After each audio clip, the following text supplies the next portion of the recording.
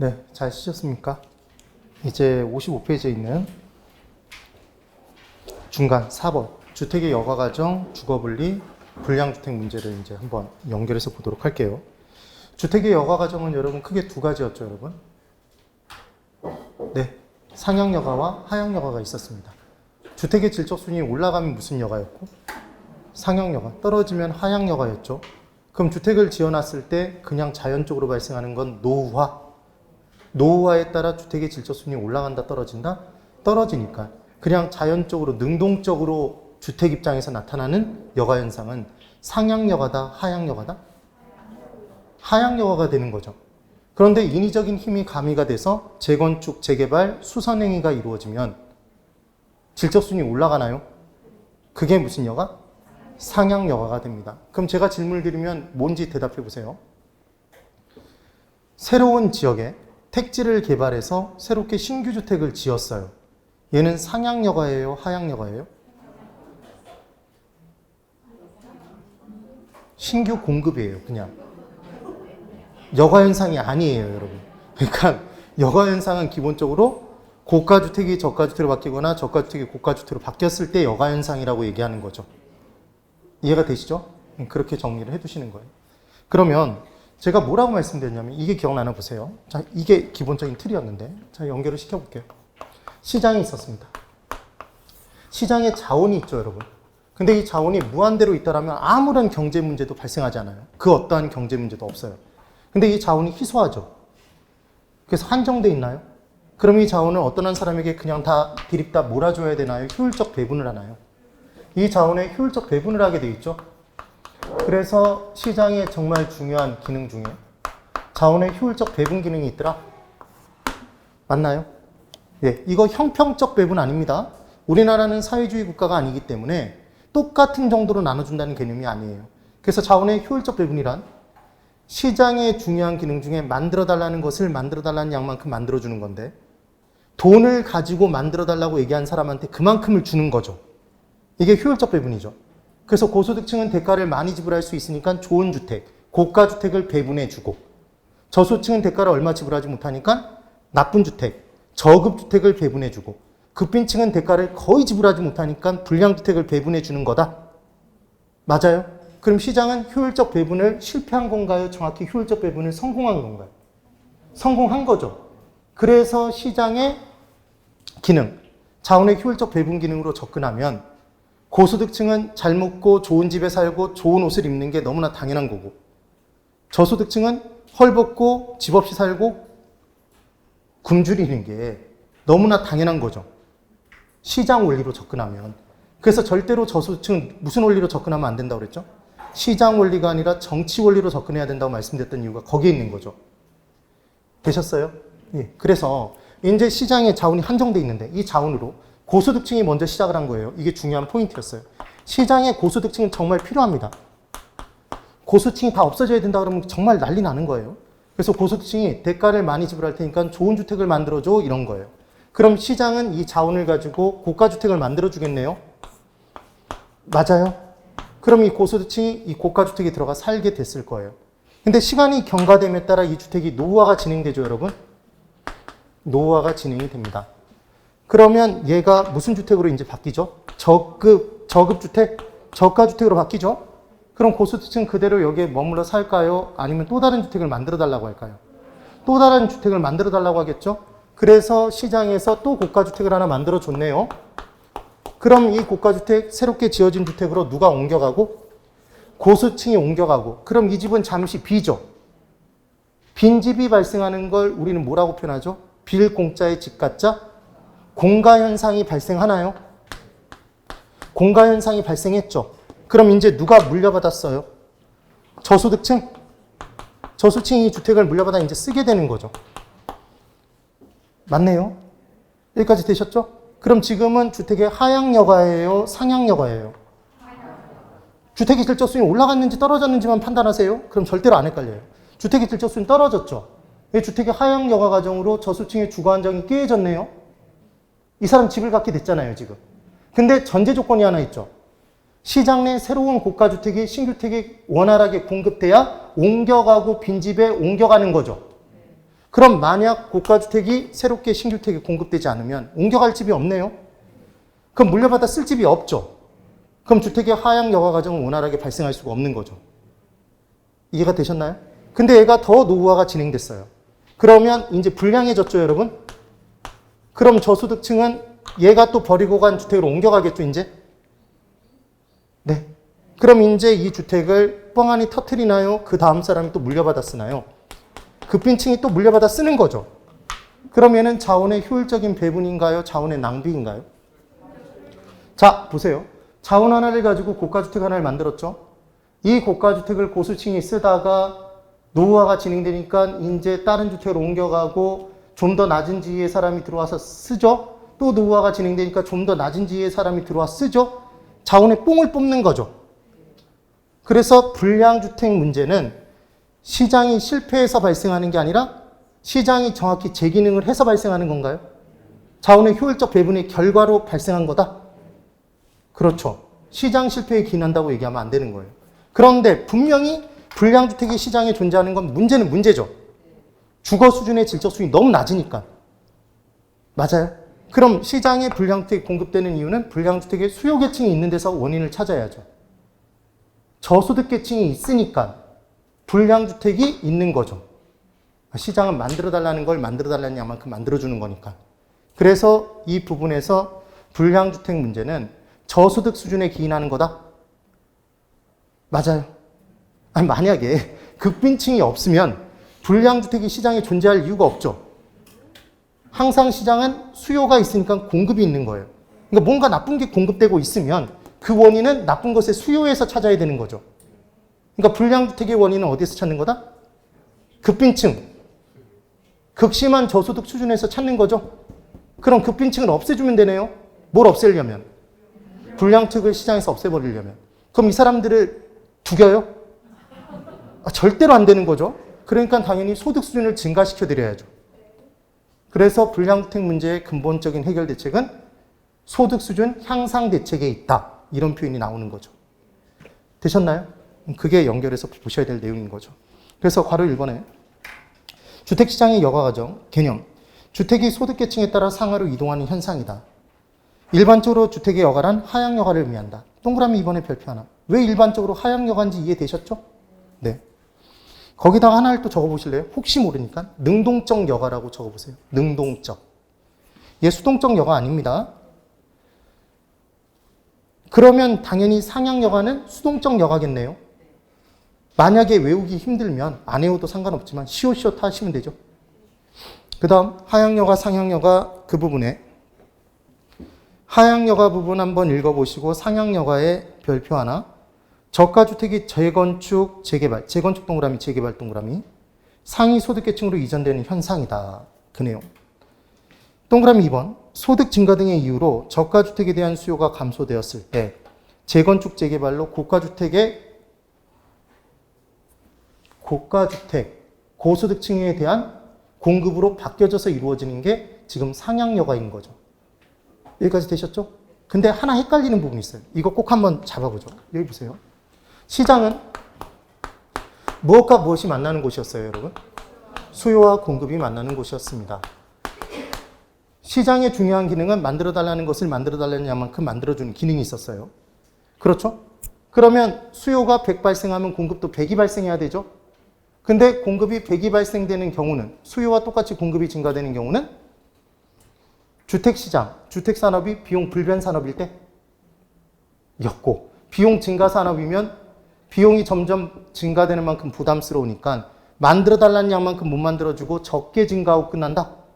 그래서 시장은 초과 수요가 어느 정도 발생하고 끝나니까 가격은 약간 상승으로 끝난다. 그렇게 얘기를 했던 거잖아요. 기억나시죠? 그 얘기였어요. 그러면 시장에서 저가주택의 수요가 증가하면 고가주택 공급이 증가한다 그러면 얘는 O다 X다? 당연히 X입니다. 당연히 X죠? 아니, 만들어달라는 거 뭘 만들어달라고 했는데? 저가주택을 만들어달라고 했는데 약 올리는 것도 아니고 시장에 고가주택을 늘려준 거죠. 그러니까 지금 X인 거예요, 얘는. 이해되셨어요? 그러니까 이 문제를 틀릴 사람은 없다고요. 근데 이 부분을 이렇게 바꿔내는 거죠. 똑같은 문제인데 저가주택의 수요가 증가하면 시장에서 상향여가가 활발히 발생한다 이렇게 문제를 낸다고요. 그럼 상향여가가 뭘로 공급하는 거죠?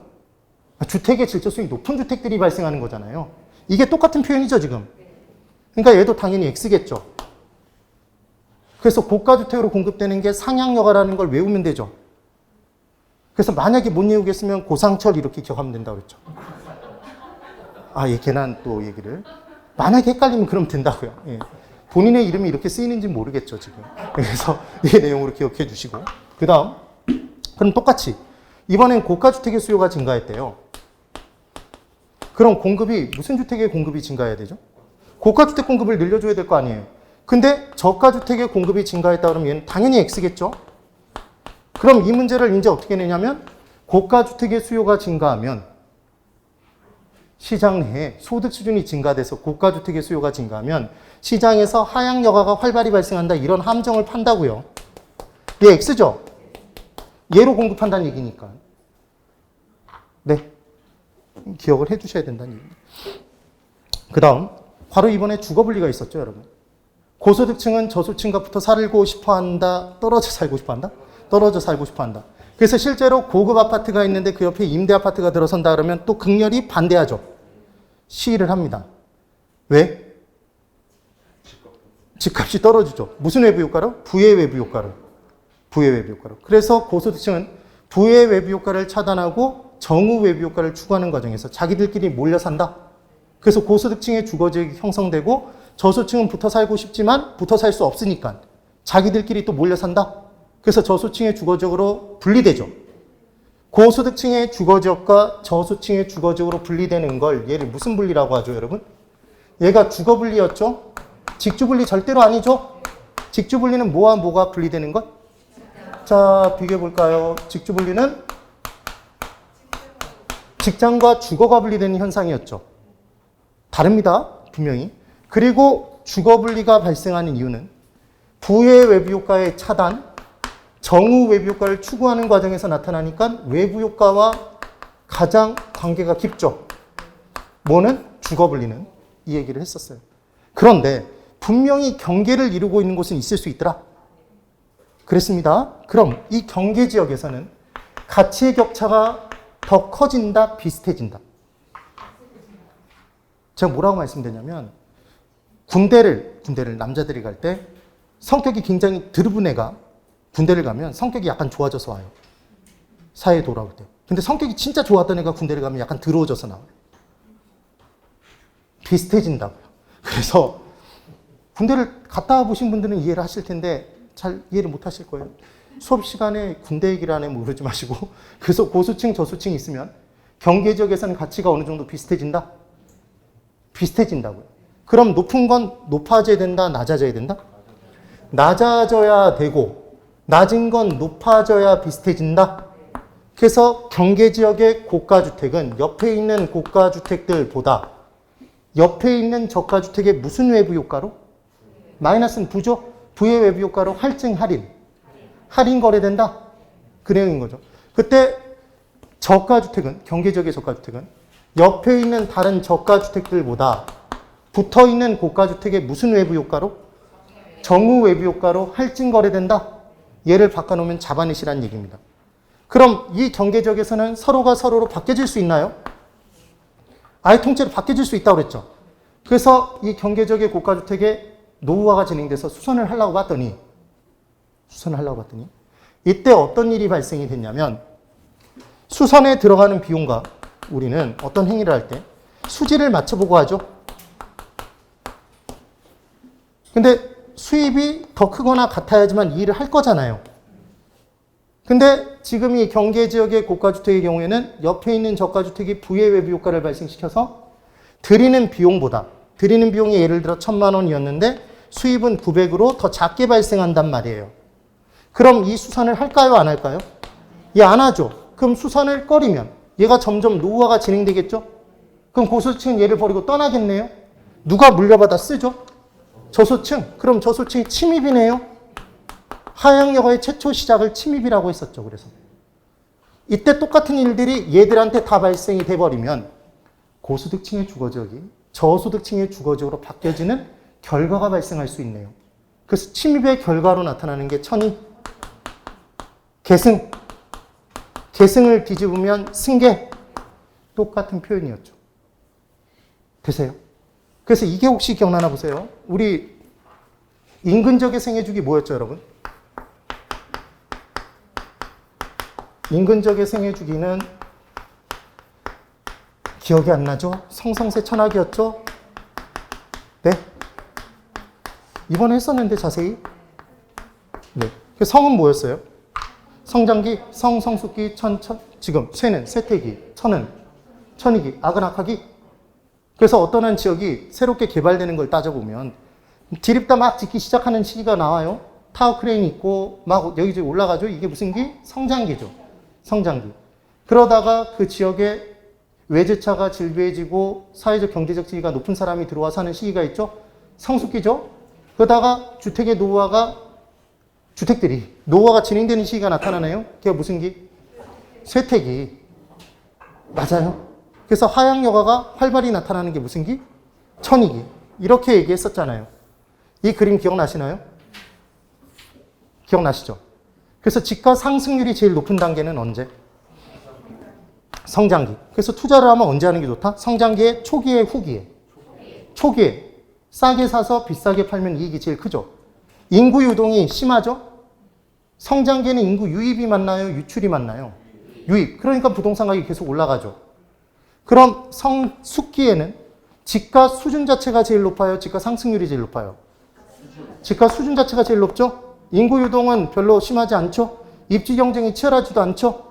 이때는 서로 좋은 위치에 차지하기 위한 입지 경쟁이 치열하겠지만 얘는 이미 들어가 있잖아요. 되셨나요? 그럼 아직까지 주택의 노후화가 진행되지 않았죠. 건물들의 노후화가.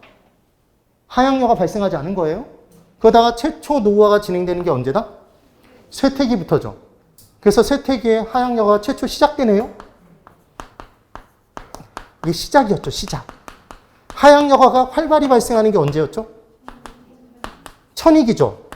왜 천이기라는 표현 쓰는지 이해되세요, 지금? 이것 때문에 나온 거잖아요, 지금. 하향여가가 완료되는 단계가 천이기라고 그랬죠. 천이.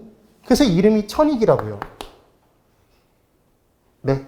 그럼 인근적의 생애주기 5단계는 반드시 필연적으로 반복순환한다 그러면 5다 X다? 얘 여기까지 찍고 턴해야 된다는 거죠? 아니죠.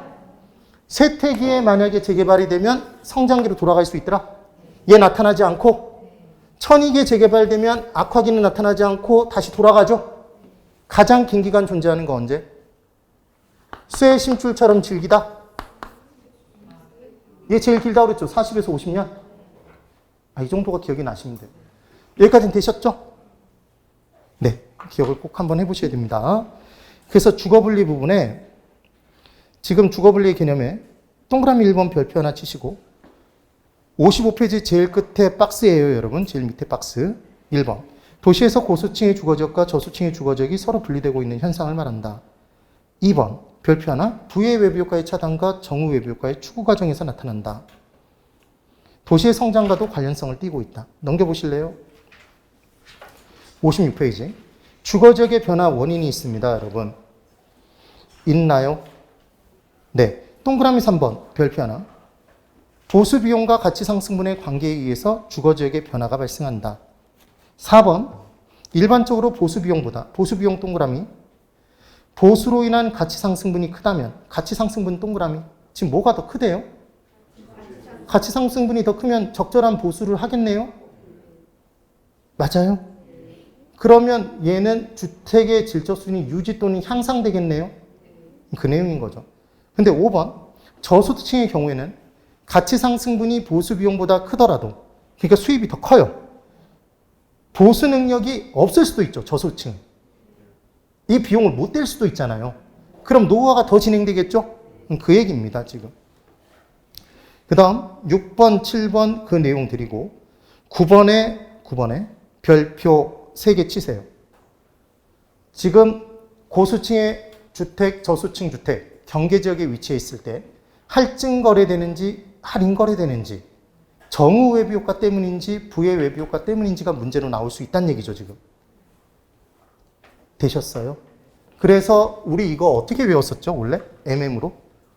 증조할아버지가 아니라 고저할아버지였죠. 고저할아버지. 그래서 고저를 적고 비슷해지려면 얘는 낮아져야 되고 얘는 높아져야 된다. 마이너스는 부고 플러스는 정이고 플러스는 할증이고 마이너스는 할인. 그러면 이 문제 풀 수 있다고 그랬죠. 기억 꼭 해두세요. 그 다음 주거지역의 변화 현상의 침입 현상. 디귿. 하향 여과 과정이 발생하는 단계. 최초 발생하는 거죠. 그 다음 2번 천이 계승 현상의 기억. 어느 지역의 토지 이용이 다른 형태의 토지 이용으로 변화되는 현상이더라. 디귿 별표 하나. 하향 여과의 완료 단계가 된다. 그때 침입은 반드시 계승으로 연결되나요? 침입만 이루어지고 끝날 수도 있나요? 침입으로만 끝날 수도 있다고 말씀드렸죠? 네. 그 다음 괄호 3번 불량주택 문제의 별표 셋. 1번 불량주택 문제는 하향 여과의 산물로 소득의 문제이지 시장 실패의 문제가 아니더라. 2번 불량주택 문제는 시장의 실패가 아니라 자원 배분이 효율적으로 이루어진 결과물이더라. 맞죠? 그래서 동그라미 3번의 별표 셋. 불량주택의 근본적인 해결 대책은 불량주택의 철거나 보조금의 지급이 아니라 그런 일시적 대책이 아니라 저소층의 소득 향상이 중요하더라. 그 얘기가 됩니다. 자, 여기를 잠깐만 볼까요? 1지역에 1지역, 2지역, 3지역을 볼까요?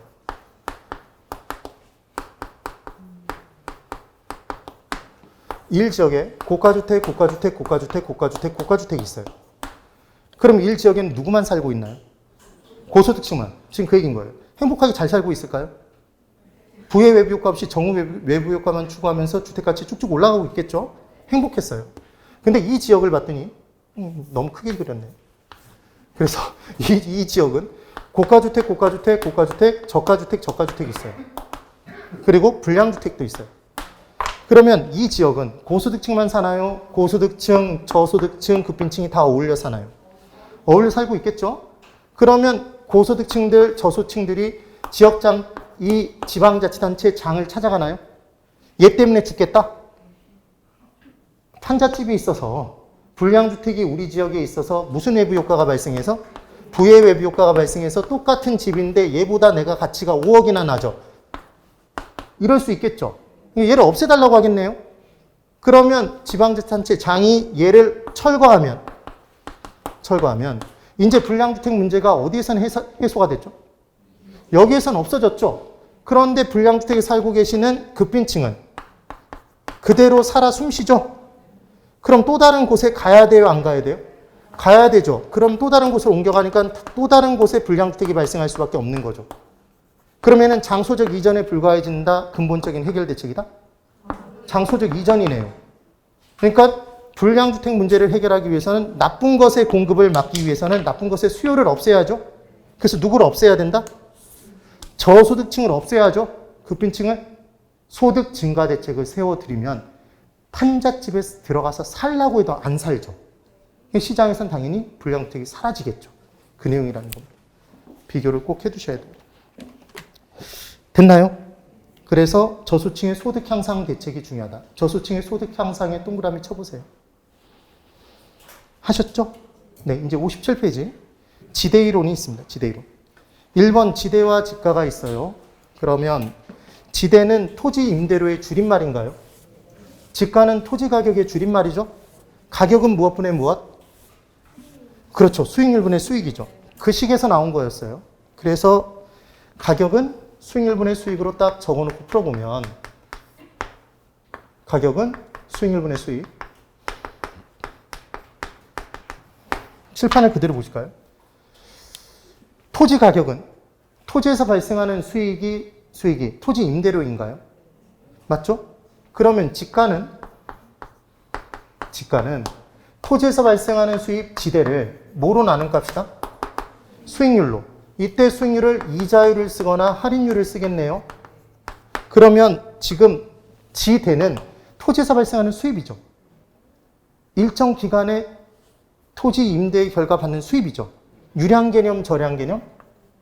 일정 기간 동안의 유량 개념인 지대를 이자율로 할인하면 일정 시점에 일정 시점에 저량 개념인 지가가 나온다. 아까 제자가 통부인의 가가 가격 가치였죠. 가격은 저량, 지대는 유량. 지금 그 표현인 거죠. 그래서 지대가 높아지면 높아질수록 뭐는 올라가고 임대료가 높은 땅은 토지 가격이 높은 거고 비례고 기본은 이자율이 올라가면 올라갈수록 할인율이 커지는 거니까 지가는 낮아진다. 그래서 얘는 반비례. 가격과 수익률은 비례, 반비례. 가격과 수익률은 비례, 반비례. 반비례. 수익과 가격은 비례. 맞잖아요. 지금 그 얘기인 거죠. 그래서 1번 지대와 지가의 지대. 1번. 일정 기간 토지를 사용한 대가 임대료더라. 그래서 일정 기간 동그라미 2번에 별표 하나, 유량 동그라미. 지가. 일정 시점의 동그라미 2번에 별표 하나, 저량. 동그라미 3번 별표 하나, 지대를 현재 가치로 환원한 값이더라. 그래서 토지에 대한 지대는 일정하고 영속적이라면 지가는 다음과 같이 표현된다. 가격은 무엇분의 무엇? 수익률분의 수익. 자, 얘가 무슨 법? 우리 공부한 수익환원법 중에 환원 방법이 4가지가 있었죠, 여러분. 똑같은 수익, 똑같은 할인율이 적용되더라도 똑같은 수익률이 적용되더라도 똑같이 평가하면 안 되는 4가지 대상물이 있었죠. 토지, 건물, 광산, 어장. 네. 그때 토지는 상각이 이루어지지 않으니까 그때 그냥 수익을 수익률로 직접 환원한다. 그래서 무슨 법? 직접법. 기억나시죠? 예. 그래서 찍찍연상으로 기억했잖아요, 여러분. 찍찍연상. 직접법, 직선법, 연금법, 상환기금법. 이 기억나시면 되죠. 그래서 직접법은 비상각자산의 적용. 비읍 이렇게 해두시라는 얘기를 했고, 건물은 삼각자산. 그래서 삼각자산은 시옷. 그래서 직선법의 시옷. 연호는 어디에 산다? 어장에. 기억이 나시면 되고, 광산은 광산 이렇게 했었죠. 상환기금법. 침묵이 흐르고 있죠 지금. 기억이 나야 돼요. 이거 찍찍연상으로 기억했던 이유가 뭐죠? 수익환원법의 환원방법에는 직접법, 간접법, 연금법, 상환기금법이 있다 그러면 이거 이렇게 외우지 않은 사람은 거의 대부분 다 걸려든다고요. 왜냐하면 직접법 다음에 간접법이 있을 것 같거든요. 네. 그래서 우리 끈끈이 같은 거 이렇게 붙이는 걸 찍찍이라고 하죠. 따라해보세요. 찍찍연상. 그걸 기억하시는 거예요. 그래서 가격은 수익률분의 수익으로 계산한 것 그대로. 그 다음 2번 이제 지대이론이었죠. 지대이론. 그 지대이론 부분에 우리가 기억해 둘 건 뭘 기억해 두시라는 얘기를 했죠? 차이가 나니까 적게 받은 전마가 입 튀어나오네. 그래서 거기다 적을게 차이, 전마, 입티. 이것만 딱 적어놓고 문제를 푸시라는 얘기를 했습니다. 차는 뭐였어요, 여러분? 차익지대설. 차익지대설. 그 다음 이는 리였죠, 리카르도였고, 리카도. 점은 절대지대설이죠. 절대지대설. 그 다음 마는 마르크스. 맞아요. 마르크스였죠. 입은 입지교차 지대설. 또는 위치지대설이었죠. 똑같은 표현. 그 다음 T는 T는 이렇게 얘기를 했었는데 기억이 나시면 되죠. 그래서 입이 튀어나오면 입에 뭐가 달라지고? 위치가 달라지고. 절대적으로 똑같이 투입되는 건 상급지, 중급지, 하급지, 생산비는 똑같이 투입되고 그럼에도 불구하고 비옥도의 차이에 따라 뭐의 차이에 따라? 토지의 비옥도의 차이에 따라 남는 것 잉여는 차이가 난다. 토지별로. 그래서 칠판 이게 포인트였어요. 꼭 이걸 적어서 판단하셔야 돼요. 차익지대설에서는 지대를 생산비로 본다, 잉여로 본다. 잉여. 토지 소유자가 누리는 불로소득으로 보는 거다. 생산비 빼고 남는 걸로 보는 거죠. 그럼 절대지대설에서는 지대를 뭐로 본다? 생산비로 본다. 그러니까 지대가 올라감에 따라 생산비가 올라가서 밀가격이 올라갔고 빵을 못 먹어서 빵 가격이 올라감에 따라 굶어 죽는 사람이 발생했던 거죠. 그래서 때려잡을 건 지주였잖아요. 사회주의 경제학자. 누가 주장한 내용? 마르크스였죠. 이 내용이 기억나시면 되죠. 그래서 기본은 이거였던 게 기억나시면 됩니다. 지대, 팔고 받은 것에 팔고, 남는 것의 계산은, 팔고 받은 금액 가격에서 생산비를 빼면 되죠. 근데 지금 이렇게만 빼주면 그 위치에서 바로 팔 수 있는 거다. 그 위치에서 수송 필요 없이, 시장에 갈 필요 없이 팔 수 있다는 얘기잖아요. 근데 현실에서는 시장이 존재하더라. 고립국에서는 중앙의 시장이 하나가 존재하는 고립된 나라를 가정했죠. 그래서 그 위치에서 못 팔고 시장까지 나르는데 수송비가 들더라. 그래서 그 수송비까지 빼야 남는 게 계산된다. 그래서 지대는 팔고 받은 금액 가격에서 거의 다 있으니까 적지 마세요. 얘는 생산비를 빼고 수송비까지 빼야 또는 운송비를 빼야 그게 남는 게 되더라. 이게 위치지대설의 위치지대고 얘는 차익지대설의 차익지대였죠. 중요한 포인트, 차익지대설에서 중요한 내용. 리카르도가 밀농사 짓는 거 여러분 따졌었습니다. 자, 보세요. 비옥도가 높은 땅에 자본과 노동을 때려박는다고 그래서 계속해서 수확되는 양이 급증하나요? 아니죠. 점점 줄다가 더 이상 증가되지 않을 때가 오죠. 수학 체증의 법칙, 체감의 법칙. 체감의 법칙. 이거 체증의 법칙으로 한정파죠. 또 하나. 비옥도가 높은 토지는 무한한가요? 한정돼 있나요? 한정돼 있죠. 그럼 비옥도가 좀 더 낮은 땅에도 농사를 짓기 시작한다. 예. 그래서 농사를 짓는 마지막 땅의 개념을 찾아낸 거죠. 농사를 짓는 마지막 땅은 뭐와 뭐가 같은 땅? 생산비만큼만 매출액이 발생하는 땅. 맞나요? 그래서 남는 게 없는 땅. 근데 이 생산비 속에는 실은 이 농사 짓는 사람의 정상 이유는 포함되어 있죠. 그렇죠? 얘가 농지 한계지. 최고 열등한 땅. 농사를 짓는 땅 중에서는. 그래서 이 생산비를 뭐로 바꿔버리더라, 이름을? 한계지의 매출액. 지금 한계지는 매출액과 생산비가 같은 땅이라면서요. 그러니까 이때 생산비를 뭐로 바꿔버릴 수 있더라? 한계지의 매출액이라고 바꿀 수 있겠죠. 그럼 어떤 해당 토지의 지대는 해당 토지의 매출액에서 뭘 빼면 된다? 한계지의 매출액 뺀 것, 그 차익만큼이 지대다. 이게 무슨 지대설? 차익지대설. 여기서 뭐까지 빼면? 수송비까지, 시장까지 날라야 되는데 수송비까지 빼면 그게 남는다. 위치지대. 위치별로 수송비 전략분이 차이가 나잖아요. 이 개념만 기억하시면 되죠. 반드시 기억해 두셔야 돼요. 이것만. 그래서 지금 2번 지대로네. 얘는 고르는 문제를 자주 내기 때문에 기억을 정확히 하셔야 됩니다. 차익지대설의 차의 동그라미 1번. 리카르도의 리의 동그라미. 차이죠, 차이. 비옥도의 차이에 따라 발생한다고 본 겁니다. 맞죠? 그래서 토지의 비옥도에 따라 차이가 난다. 파란색으로 되어 있는 부분 별표 3개. 지대를 잉여로 판단한다. 잉여의 동그라미 별표 셋. 그 다음 2번 조건. 비옥한 토지의 공급은 제한되어 있고 수학 체감의 법칙 별표 2 하셨어요. 그 다음 3번 한계. 욕먹는 이유. 이 이론이. 토지의 비옥도의 차이에만 중점을 두고 토지의 위치 문제를 중시 여기지 못했다. 중요한 포인트. 여러분, 과거에는 농사를 잘 지을 수 있는 땅, 비옥도가 높은 땅이 유용성을 좌우하는 결정 요소였습니다. 그렇죠? 그러니까 과거에는 비옥도가 높은 토지가 지대가 높았어요. 비옥도의 차이에 따라 지대가 달라졌었겠죠. 근데 현재 우리가 토지의 가치를 평가할 때 토지의 비옥도가 중요한가요?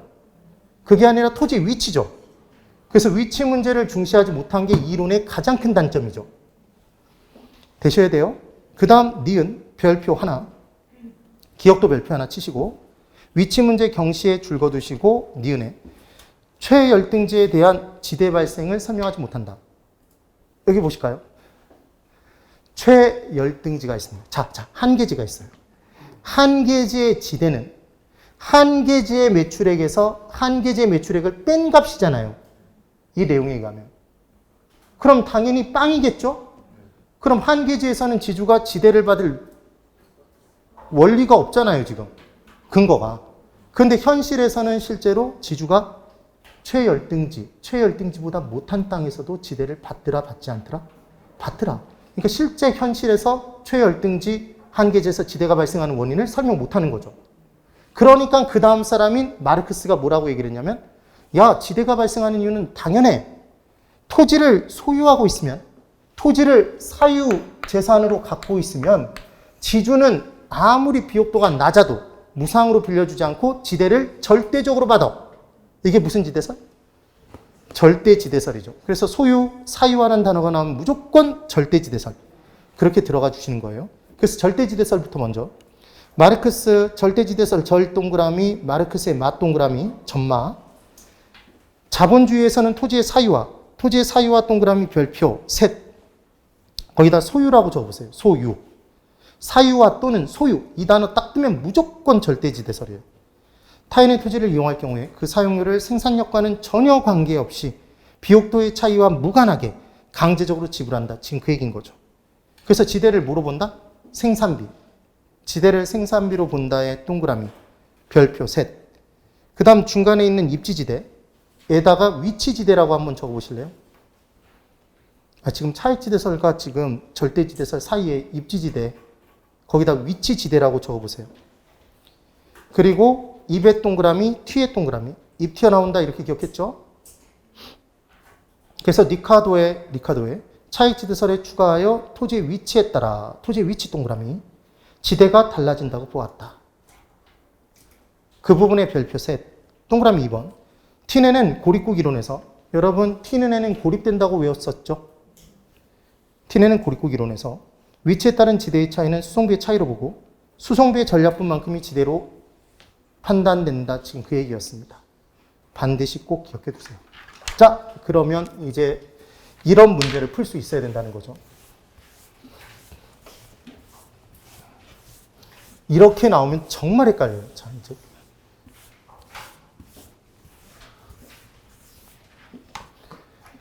여기를 한번 보세요.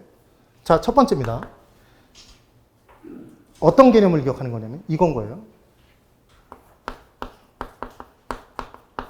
가격이 올라가서 지대가 올라갔어요. 두 번째는 지대가 올라가서 생산물의 가격이 올라가요. 1번과 2번 중에 지대를 생산비로 본 건 1번이다. 2번이다. 이 문제 왜 내는지 모르겠다. 지금 무슨 말씀을 드린 거냐면 이 말씀을 드린 거예요. 잘 보세요. 최종적으로 얘 가격이 올라갔죠? 가격은 뭐에 의해서 결정된다고 그랬죠? 생산비에 의해서 결정된다고 그랬죠? 비용이고 가격이라고 그랬잖아요, 제가. 그러면 얘는 지대가 올라가서 가격을 올려받을 수밖에 없었다는 얘기는 지대가 뭐였다는 얘기다? 생산비란 얘기죠. 그러니까 이 얘기가 지금 생산비란 얘기예요, 지대를. 네. 그런데 얘는, 자, 이제 보실까요? 생산물의 가격이 올라갔더니, 생산물의 가격이 올라가니까, 뭐는 똑같은데?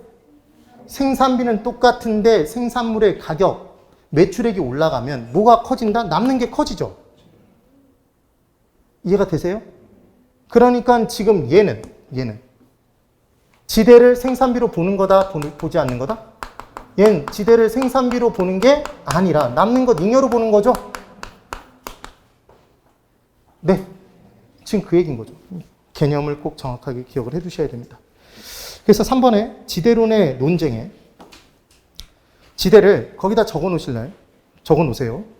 그러다 뭐라고 적으시냐면 생산비라고 적어 놓으세요.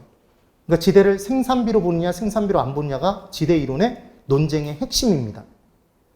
그럼 여러분 잠깐만 여기 보실래요? 제가 적을 때 얘부터 먼저 적었죠. 차익지대설부터. 그러면 고전학파일까요? 신고전학파일까요? 고전이 먼저고 그 다음 신고전이 나오겠죠? 그러니까 얘는 고전학파죠. 차익지대설은. 그러니까 고전학파는 토지의 자연적 특성을 강조해서 토지와 자본을 구별한다. 왜 그러냐면 여길 그대로 보세요. 자, 여기 잠깐만 보세요. 이 흐름을 알아야 돼요. 차익지대설에서는 잉여로 보죠. 지대를 잉여로 본다면서요. 생산비 빼고 남는 것으로 본다고 그랬어요. 그럼 토지 사용에 대한 대가를 생산비로 안 본 거죠. 그럼 토지를 생산 요소로 안 본 거죠. 단순한. 그러니까 자본이라는 생산 요소와 구별한 거죠. 토지의 자연적 특성을 강조한 거죠. 이해가 되셨어요? 그래서 1번에 자연적 특성 강조, 토지와 자본을 구별했다. 2번, 지대를 불로소득으로 간주한다. 2번의 별표 3개. 3번, 생산물의 가격에 의해서 지대가 결정된다고 보았다.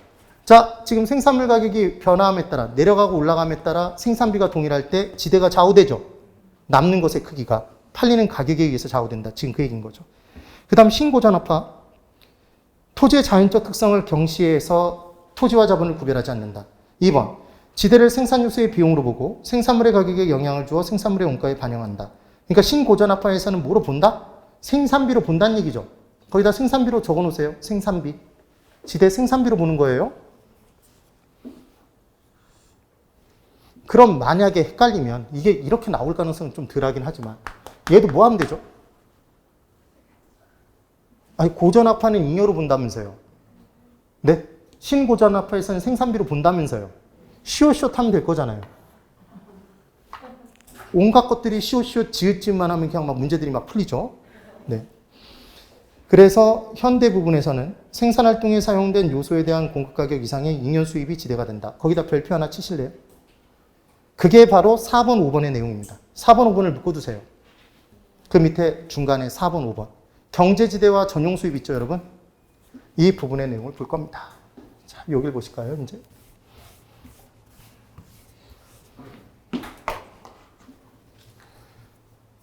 이쪽만 그대로 보세요. 생산 요소가 있었습니다. 자, 생산의 3요소 기억나나 보세요. 생산의 3요소. 토지, 자본, 노동이었죠. 4요소는 경영까지 포함. 그럼 그 생산 요소를 생산자에게 공급해 준 사람은 생산 요소 공급에 따른 소득을 누릴까요? 그게 생산자 입장의 생산비잖아요. 그래서 자, 이제 개념 들어갑니다.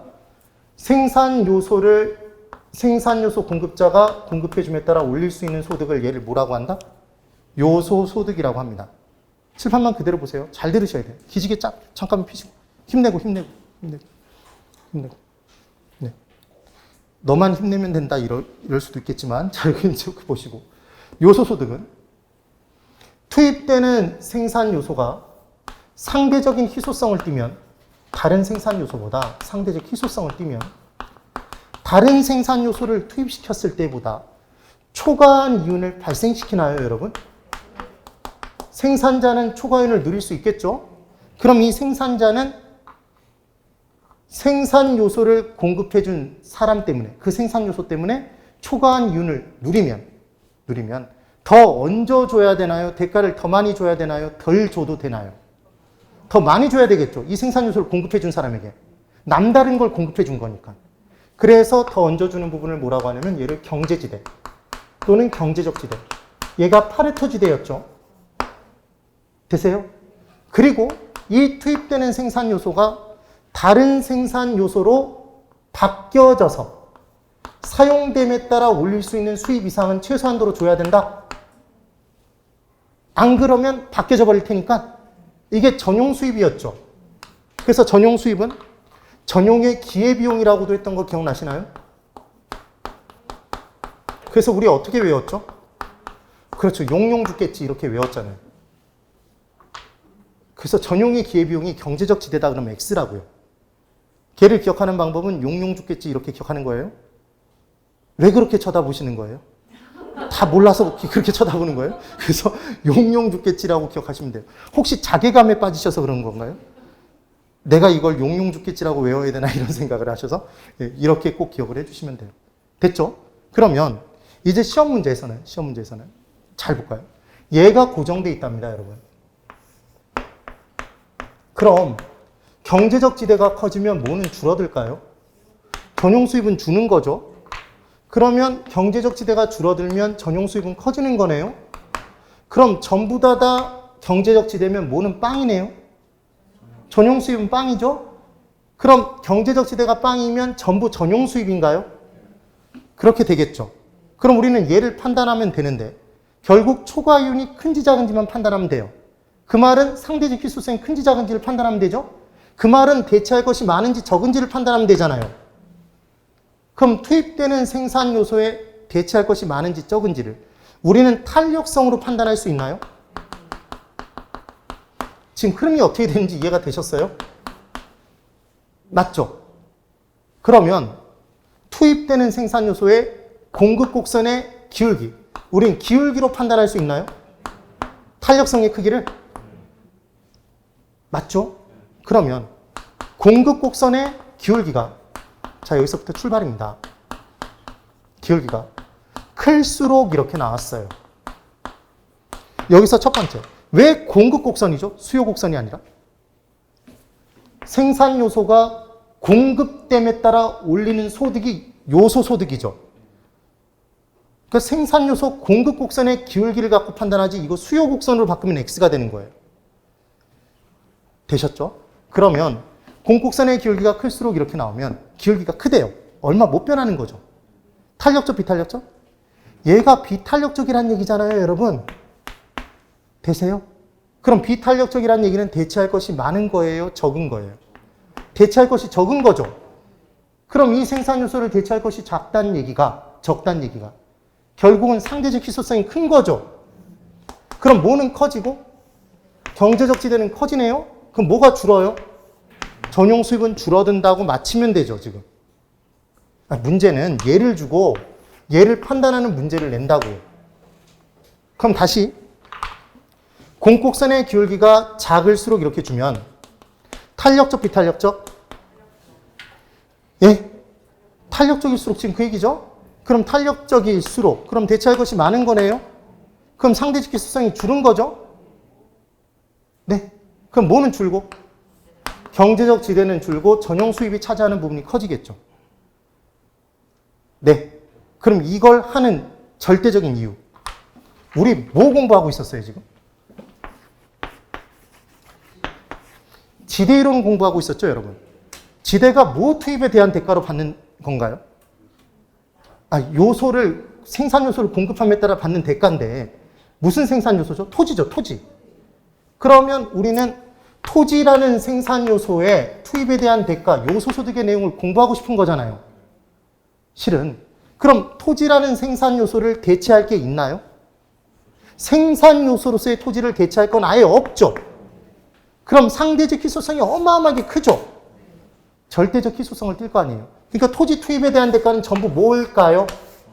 경제적 지대겠죠. 지대죠, 지대. 네. 뭐는 빵이고 전용 수입은 빵이고 이 내용이 정리가 될 겁니다. 그래서 이때 경제적 지대를 파레토 지대라고도 한다. 그래서 얘를 파전이라고 외우기도 하죠. 되셨어요? 이 내용. 그래서 지금 전용 수입 부분에 4번 경제지대와 전용 수입에 용의 동그라미 치시고 동그라미 1번의 끝부분에 전용의 기회비용이 있죠? 그 기회비용에 용의 동그라미 치세요. 거기다 적으세요. 용용 죽겠지.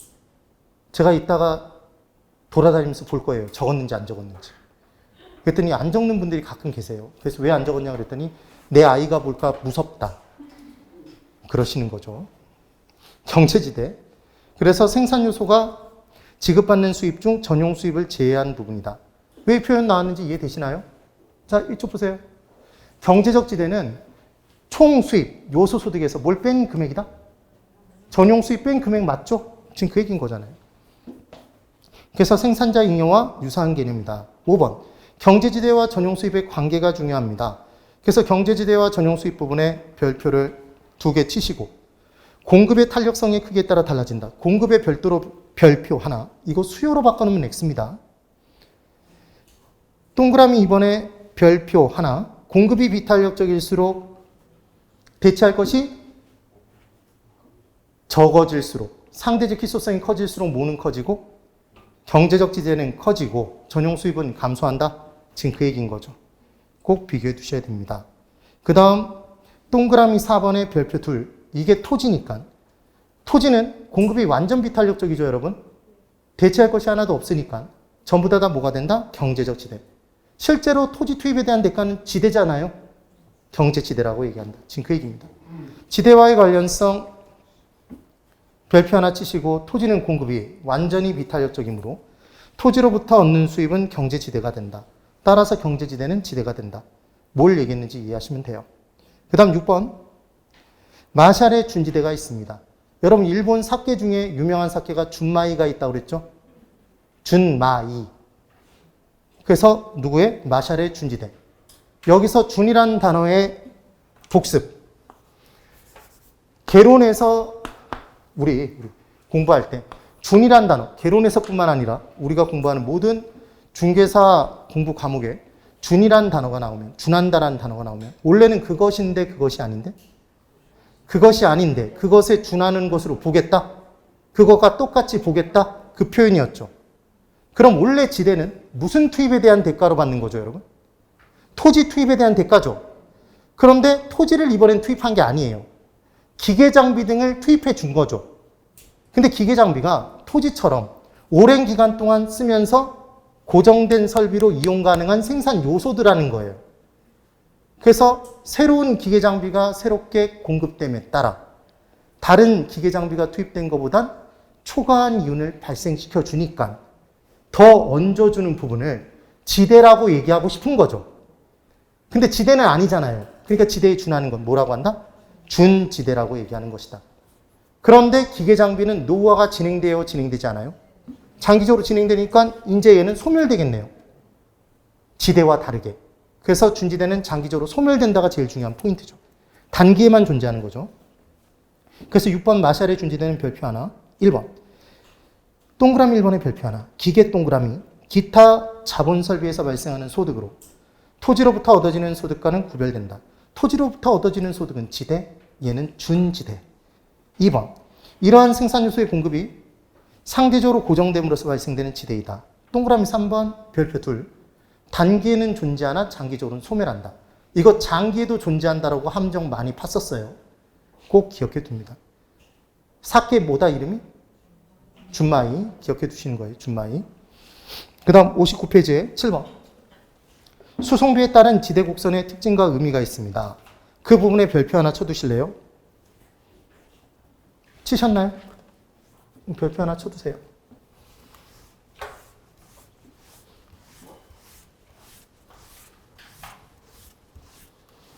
그리고 하나를 잡아놓죠. 우리 이거 했던 거 혹시 기억나나 보세요, 여러분. 뭐가 기억이 나셔야 되냐면 제가 지대이론에서 곡선의 기울기가 나오면 얘는 다 교통비라고 했던 거 기억나시나요? 네. 정확히 교통비는 아닌데 교통비라고 생각하시면 굉장히 쉽다고 말씀을 드렸어요. 자, 이제 한번 해볼게요. 잘 보셔야 돼요. 원래 도심이 있고 외곽이 있습니다. 그럼 도심의 지가는 높나요? 낮나요? 토지 가격 높죠? 지대도 높죠, 여러분? 그럼 당연히 이렇게 돼 있어요. 그런데 원래 이렇게 돼 있었다는 거죠. 이렇게 돼 있었어요. 지대 곡선의 기울기가. 근데 어떤 일이 발생했냐면 첫 번째로 교통이 발달됐답니다, 여러분. 교통 발달이 이루어졌어요. 그럼 교통 발달이 이루어지면 이 말은 교통 비용이 증가하는 건가요? 감소하는 건가요? 네? 교통이 발달한 게 교통 비용이 증가하는 거예요? 시간과 비용이 막 더 걸리고 그러는 거예요?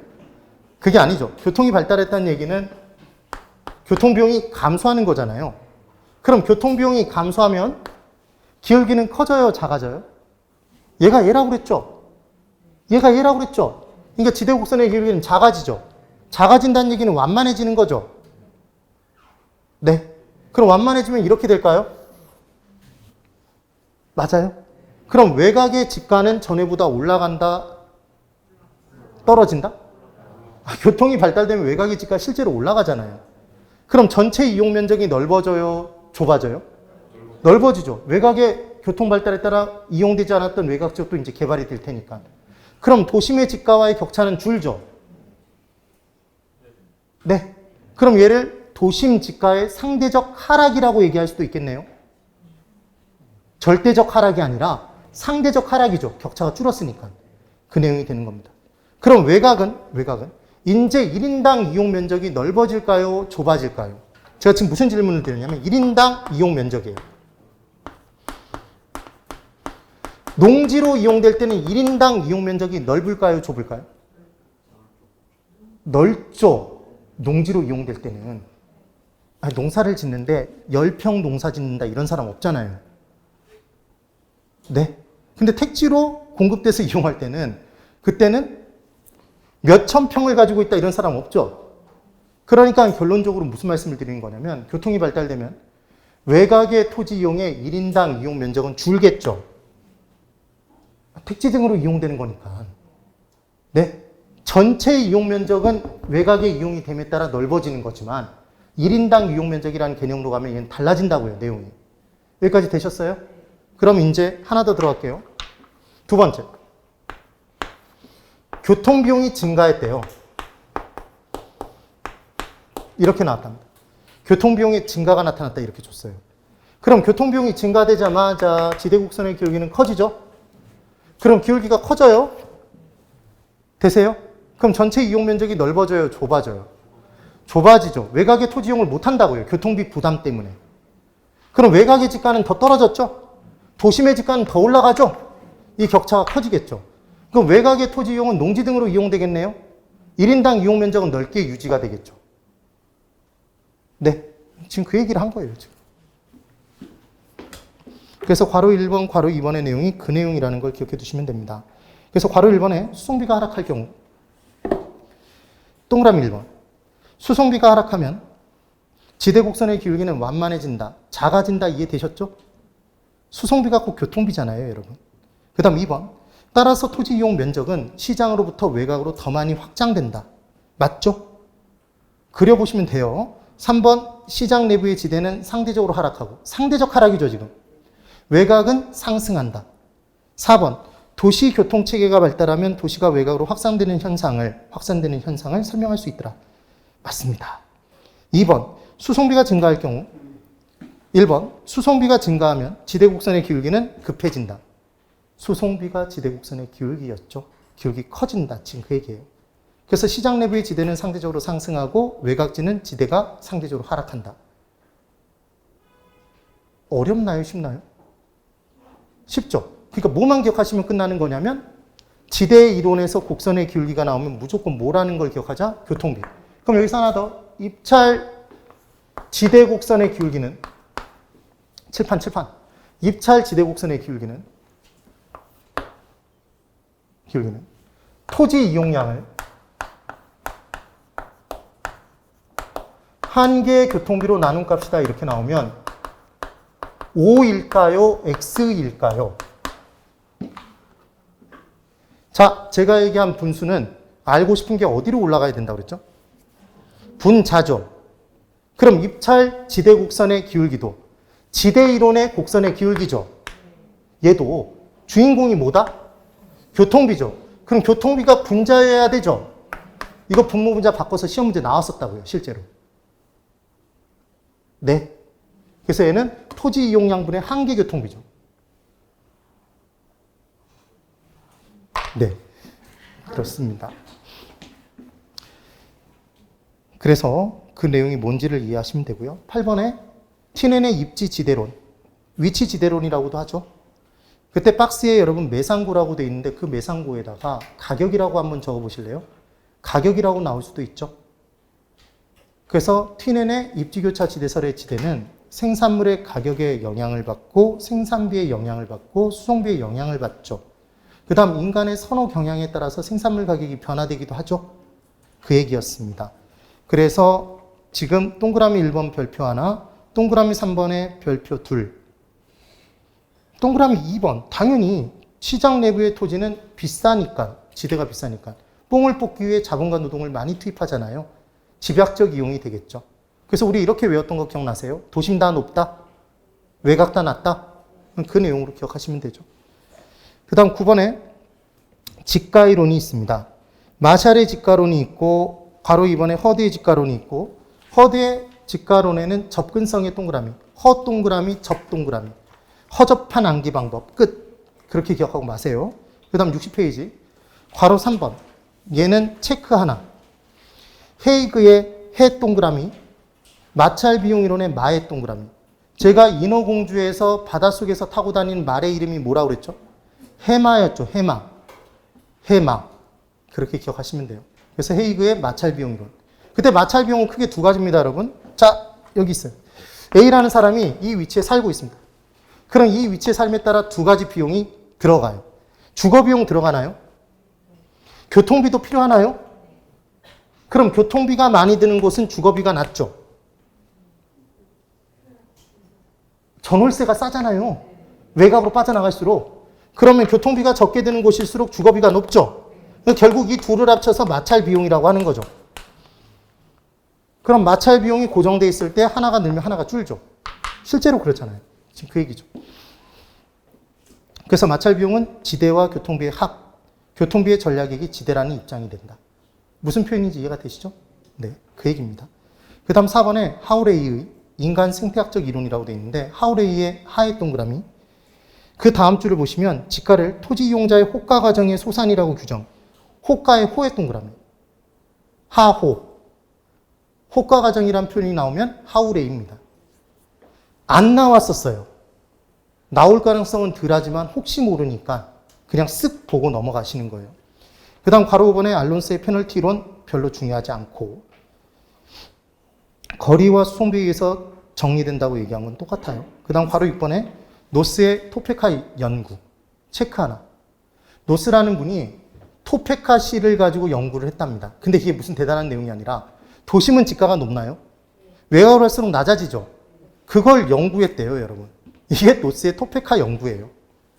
그래서 소도시의 도심지에서 외곽지로 갈수록 지가가 급격히 하락하는 지가 구배 현상을 연구한 것이다. 지가 구배의 동그라미. 구배가 한자로 구배고 이게 일본말로 하면 고바이랍니다. 고바이. 얘가 무슨 뜻이냐면 구비급이 치는 거래요. 구비구비. 그래서 지가가 한 번에 이렇게 떨어지지 않고 굽이 치면서 떨어질 거잖아요. 되세요? 그럼 그런 내용인 거예요. 거기다가 또 고바이라고 적진 마세요. 예, 별로 중요하진 않아요. 그 다음 10번에 그래서 지가 구배 현상이라고 해서 내용이 있는 거고. 그래서 지가가 도심에서 외곽으로 갈수록 낮아지는 현상. 2번 100% 입지, 이거 명당 아니었죠, 여러분? 입진료가 가장 많이 발생하는 곳이 100% 입지였잖아요. 그래서 도심에서 멀어질수록 지가가 점점 낮아지는 현상이더라. 여러분, 한 반에 반장이 있으면 부반장도 있죠? 그럼 부도심지에서는 지가가 한 번 다시 올라갈 수 있겠네요. 자, 저를 보실까요? 명동의 지가가 제일 높아요. 도심. 외곽으로 할수록 지가가 점점 낮아집니다. 강남이라는 부도심을 한번 만나면 쭉 올라갔다가 다시 내려가겠죠. 이 얘기인 거예요, 지금. 그 다음 11번 생산요소 대체성과 지대의 내용이 있죠. 이 부분부터 또 끊었다가 보도록 하죠. 10분 쉬고 그 다음 내용을 보도록 하겠습니다. 10분 쉬십시오.